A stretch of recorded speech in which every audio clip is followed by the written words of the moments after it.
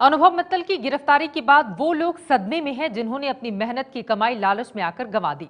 लेकिन वो लोग अब सड़क पर उतर आए हैं जिन्हें बिना कुछ किए पिछले कुछ महीनों से लगातार फायदा हो रहा था।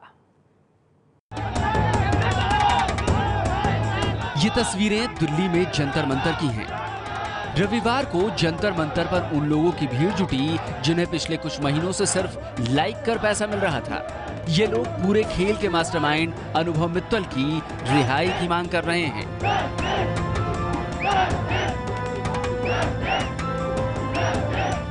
अनुभव के समर्थन में जुटे इस भीड़ में कई लोग ऐसे हैं जिनका पैसा तो वसूल हो ही गया, कुछ महीने से इन्हें हजारों रुपए महीने का मुनाफा भी हो रहा था।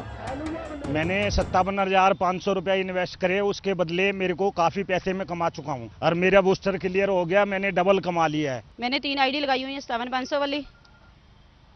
मेरे 45,000 रुपये महीने आ रहे हैं, 6 महीने हो गए मेरी आईडी लगे हुए। वाइफ की 3 आईडी लगाई हैं तो अभी तक मेरा लगभग मेरे ख्याल में 55-60 हज़ार रुपया पर मंथ में कमा रहा हूँ।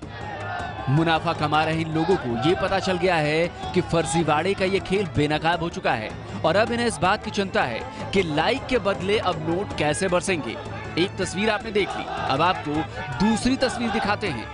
ये है फरीदाबाद में रहने वाले अनीश तिवारी। दोस्तों से लाइक के बदले पैसे कमाने की स्कीम पता चली और अनीश ने 11,500 रुपए लगा दिए। जल्दी ही अनीश को पता चल गया कि ये पैसे कमाने का फॉर्मूला नहीं बल्कि फंदा है, तो ये पैसे वापस लेने पहुंचे, लेकिन इन्हें पैसे वापस नहीं मिले। मैंने रिफंड के लिए रिक्वेस्ट कर दिया था आपका 13 तारीख को, 3 दिनों बाद, और उसके बाद मेरी आईडी भी ब्लॉक कर दी गई और दोबारा कभी ओपन नहीं किया गया। ना मेरे पैसे रिफंड आए और ना ही मेरा डेली टास्क जो आता था वो आया। अनीश अकेले नहीं हैं जिनकी गाढ़ी कमाई पर सेंध लगी है। परसों तो हम परसों कैंसिल करवा के गए हैं, मतलब हमारे पैसे रिफंड हो जाएंगे।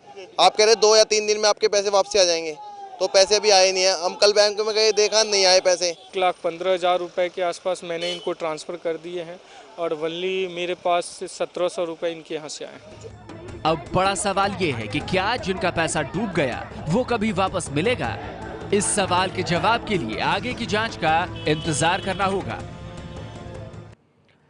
अगर आप भी ठग के शिकार हुए हैं तो आप यूपी एसटीएफ को अपनी शिकायत भेज सकते हैं report@upstf.com पर। इसके जरिए आप अपनी शिकायत दर्ज करा सकते हैं। इसके अलावा अगर आप एबीपी न्यूज को अपनी शिकायत भेजना चाहें तो आप अपनी शिकायत हमें एबीपी न्यूज को भी भेज सकते हैं। घंटी बजाओ @abpnews.in पर।